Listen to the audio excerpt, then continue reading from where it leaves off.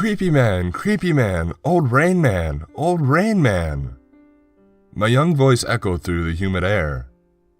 The target of these anxious yells was Old Rain Man. He was sort of a village curiosity, the local boogeyman. The origin of his name was as simple as it gets. The old man was only seen when it rained. Then he'd leave his house, cross the yard, and sit on the bench in front of it. Once the rain stopped, he'd vanish back inside. We kids had our share of stories and ideas about him. Some said he was the one who made it rain. Others said he wanted to flood the village. There were even a few who thought he was secretly an amphibian who needed the rain to survive. In our village, there were never so much as a few days without heavy rain. Considering that, those stories seemed more than a bit plausible to us kids. We kids often dared each other to provoke him or go near him, and this time, it had been my turn to yell at him to see if he'd come after me. In the end, though, the old man did nothing. We were sure, though, that he feigned ignorance to lure me in closer. The dares had started early this summer. I don't know anymore who came up with something so stupid. At first, we only dared each other to race by him on our bikes. We had heard the stories of the older kids. They said the old man would sometimes reach out and try to get hold of the kids who weren't careful enough. And after that, he'd drag you into his dark old house to never be seen again. As summer moved along, our dares grew more and more riskier. At first, it was only yelling and driving past him, but soon we'd dare each other to walk past him slowly or even get close to him. We never got more than a stare, but that was enough to send us racing away. I got one. My friend Stefan started one day. I wanted Daniel to sit down on the bench and wait for the old man to arrive. Then you have to sit next to him for 10 seconds. Everyone gasped, and they all turned to me. My heart dropped. This was different. I didn't dare to say no, though. No one had ever backed out of a dare, and I didn't want to be the first one to do so. Alright, fine, I reluctantly said, and a few days later, I should get my chance. We were outside playing soccer when the sky got darker, and clouds started to gather. Stefan grinned at me. It's time, Daniel. He cheered, and soon the others remembering the dare joined in. Minutes later, we were all in front of his house, and as I sat down on the bench, my friends retreated. Sitting there, I was all pins and needles. I told myself again and again that nothing would happen, that none of the stories were true. Everyone was lying. The first raindrops hit me and mixed with the pearls of sweat on my forehead. It didn't take long before I heard the loud creaking of an old door, and there he was, the old Rain Man. As he stepped outside, the sound of his old work boots on the gravel echoed in my ears. He was too tall to be a regular human. His whole posture was wrong. He was hunched over and his arms dangled in the air, warping him into an image of a bizarre, mantis-like creature. With each step he took, I grew tenser. When I could finally make out his face, it was a mask devoid of emotion. His eyes were glassy and only half open, but I could still see the dark, black pits that were his pupils. My friends had retreated further and were now hiding behind the trees nearby. I stared at them with open eyes, pleading them to release me from this dare, but they were all laughing. When the old man took place right next to me, I froze up. He didn't say anything, he didn't even look at me, and that's what I told myself it was because I didn't move. I was in utter and absolute fear. I sat there, concentrating, not moving, waiting, my eyes closed, and counting down from 10 to 0 as fast as I could. When I was finally done, I jumped off the bench and I landed right in a small puddle that had already formed. It was in that moment that the old man's head jerked towards me. His eyes suddenly wide open, focused on me and only me. Before I could even move, his hand reached out to me and held on to me with an iron grip. I screamed in pain as he twisted my arm and pulled me in closer. You are... He started, but I didn't listen. I couldn't. I screamed for help. I screamed at him to let me go and I tried to pull myself free, but his grip tightened on my arm. I could see his mouth open, and then closed again. Crying and in pure despair, I looked towards my friends, only to see them running away. Just their cries of, "The old Rain Man got him! The old Rain Man got him!" stayed with me. After what felt like an eternity to me, his grip loosened and I was able to rip myself free and I ran off, and I cried all the way until I was home. As I stormed into the house, my parents asked me what happened. The moment they heard me say, "Old Rain Man," though, and they frowned. It was what I got for going near the old man. They told me time and again that I should stay away from him, and it's what I got for not listening to them. After that, I had nightmares for weeks. It was nightmares about a giant ghastly old man that took me away in the rain. Sometimes he waited for me outside, and other times he caught me on my way to school. There were others, more surreal, in which the old man was a giant that broke through the ceiling with long, bony arms. But in all these dreams, it was raining. Looking back, it all seems silly now. How could one be afraid of a simple old man? I guess, though, that's just how kids are. From then on, I never got near the old man again. I was too scared of him. Who knew what he'd do to me if he ever saw me again? Some of my friends continued with the dares, and many times they dared me to come along, but I never budged. Even after they ridiculed me and called me a scaredy cat, I never went with them. When we got older, though, our interests shifted. At first, from playing outside to video games, and then to girls, parties, and plans for our future. The old man was by then nothing but a forgotten childhood memory. After I finished school, the logical next step was to go to university. I'd always been one of the brighter kids, and my parents too nudged me into the direction of higher education. But to be honest, I took the chance without thinking twice. I was sick and tired of this small village and more than glad to leave the place behind and go to the big city. Unfortunately, things never work out quite the way we imagined them to. After years of studying, I dropped out of university. I worked here and there and never for long. And finally, the day came when I couldn't even pay the rent for my small apartment anymore. It was a shame that I accepted my parents' proposal to move into my old room again for the time being. After leaving this place behind almost 10 years ago, I was now back in the same rainy old village. This time without any plans or prospects for the future. It was humiliating. I was in my late 20s, yet I lived with my parents, back in my old room. I felt useless, like a failure. At first, my parents were understanding, sympathetic even. As the weeks passed, though, that changed. They started to ask questions. How long was I planning to stay? What was I going to do? When would I start looking for a new job? And why didn't I go back to university? Soon enough, my dad started calling me a useless bum, and my mom, in turn, took pity on me. It was all a bunch of bullshit. To escape the nagging and the questions, I went on long walks through the village. There was nothing else I could do. The internet connection here was a joke and a sad reminder of the dial-up times. And to get anywhere, you needed a car. Back in the city, I never needed one. And now I couldn't afford it. I was trapped in this backwater place. My walks were solitary and dull.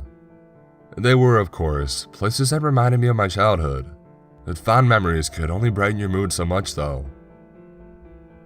The rest of the village population knew me, and of course, they knew why I was back. In these types of villages, everybody knows each other, and news was making the rounds in no time. When they talked to me, they were friendly though. They told me they were happy to see me again, and they wished me luck. Some even went as far to assure me that a smart young man like me would be back on his feet in no time. It was the usual, empty talk, and what betrayed them were their eyes. I knew what they thought. I had been one of those arrogant kids who gave up on this village and went to the big city. And only now that I failed, did I come crawling back, living in my parents' place. Some of them were even talking behind my back, and in time, they didn't try to make it a big secret anymore, and I was able to catch bits and pieces of their conversations. That's what he gets for leaving. He shouldn't have gone to university. Young folks these days just don't want to work. He wasn't as smart as he thought he was. And many others, similar things, all followed by smirks and laughter. And that is the thing with small communities. From the outside they look tight-knit, holding together in good times and in bad, and always taking care of their own. Well, that is true as long as you played along. If you act different, you are quick to be ostracized.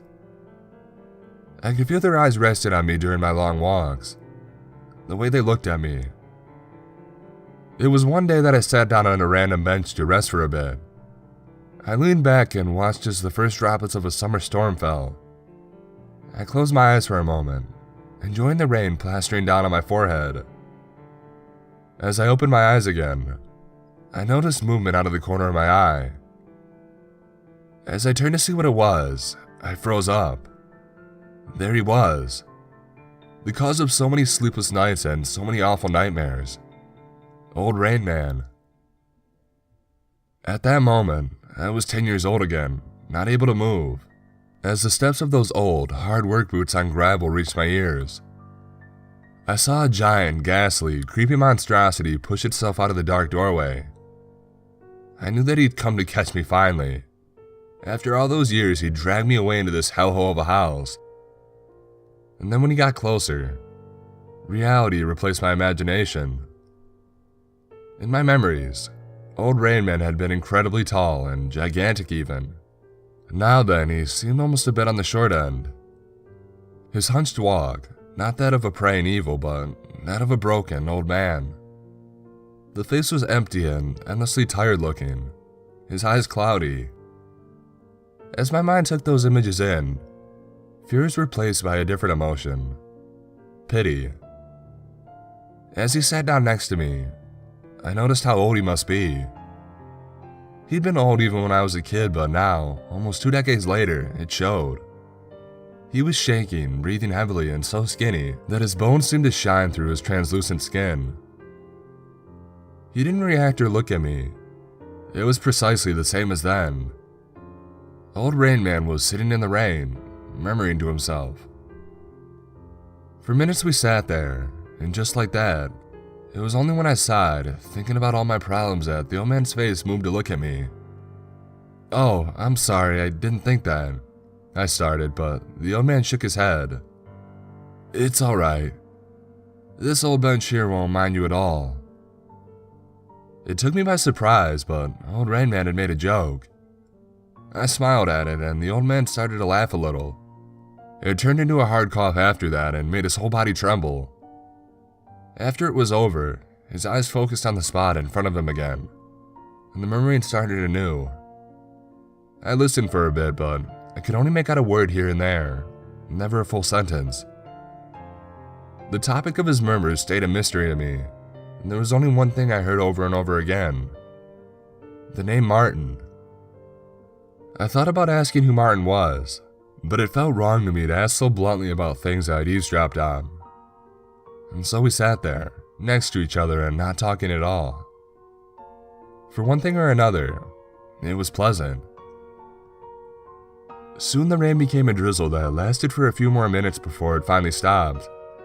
Without saying another word, the old man got up and went back inside. I sat there for a few more minutes, trying to comprehend what had happened. At home, it was the usual drama. Where had I been all day? What jobs had I applied to, and what was I planning on doing? And by then I was used to it. The drama had become a sad routine to me. It was a week or two later that the rain surprised me again during another one of my walks. My steps led me back to the old man's house, and sure enough, there he was, sitting on that same bench. I walked over and I sat down. I don't know why, but I enjoyed his company, if you could call it that. I guess it was because he merely sat next to me. He wasn't asking any questions, judging me, or showing prejudice. No, he was just there. Again and again, I would hear the name Martin in his murmurs, and this time, I took the courage to ask him, "Who's Martin?" The question was almost a whisper, and when he didn't react, I assumed he hadn't heard. I leaned back again, staring at the rain. "Martin," the old man said out of the blue. "It's my son." It was only after a few moments that I realized he was staring at me again. This time, I saw the tears that filled his eyes. I already knew what must have happened, and with another question, I got my confirmation. "He was so young. My Martin," he said with a trembling voice. "I'm so sorry," I started, but the old man was already back to his old self and must have already forgotten I was there at all. From then on, I'd pass by his house more often, and if by chance it was raining, I'd sit down with him. Many of these hours we spent in silence. It soon became clear to me that the old man was senile or demented. There were only a few rare moments that he seemed to be in his right mind. It was in those few moments that I learned more about him and his life. His wife had died young, soon after the birth of their child, Martin. I never found out what happened. The few people I asked all told me a different story, and I soon gave up. Martin had been a good boy, the old man said. Smart, friendly, and happy. He meant the world to him. He died due to a doctor's mistake following an infection. They prescribed the wrong type of medication, and one morning, the little boy didn't wake up anymore. One day, I finally found out why the old man was sitting outside in the rain. The reason why he'd been mocked by us kids and the village people alike. It couldn't be any simpler. Martin liked to play in the rain. Whenever it rained, the little boy would rush outside to watch the raindrops fall and to jump into the puddles. Even right now, I was sure he was still seeing his son playing in the rain in front of himself. As the month went by, I kept spending time sitting on his bench. And after a while, I not only started to think but also to talk about my life and the things that concerned me. I don't know if any of what I said reached him. Consider his ever-worsening dementia. And I didn't mind. It helped to be able to say things out loud without being cut off or called out. I didn't care about people's stares anymore. Every once in a while, the old man would murmur something like, "That's nice, Martin," while nodding his head ever so slightly. It was almost half a year after I'd arrived back at the village that I sat down on this bench for the last time. As it started to rain, his door didn't open. There was no sound of work boots on gravel. There was only me in the rain. I knew what had happened, but only after the rain had stopped did I get out my cell phone and I made the call. The funeral was a few days later. In a small village, all the people knew each other, yet only 2 guests were present. One was me and the other was an elderly caretaker of the cemetery. She was there more out of obligation than actual mourning. People chose to treat him as a curiosity, a topic of gossip. No one had made an effort to find out what happened to him or to help him with his grief. They hadn't cared about the old man. After the funeral was over, I stayed at the fresh grave a bit longer before I said goodbye for good. Even now, years after those events, I still think about the old man from time to time. Those days in the rain helped me a lot. Only there was I able to reflect on my situation and how to change it. No one else had given me room to think, but instead, they had all judged me. That's why I am thankful for old Rain Man. Without him, I could have very well ended up bitter, still there in the village, still going on sad, lonely walks. Whenever I am over now, visiting my parents, I also visit his grave. Each time, I bring him some flowers and if it rains, I tell him a bit about my life.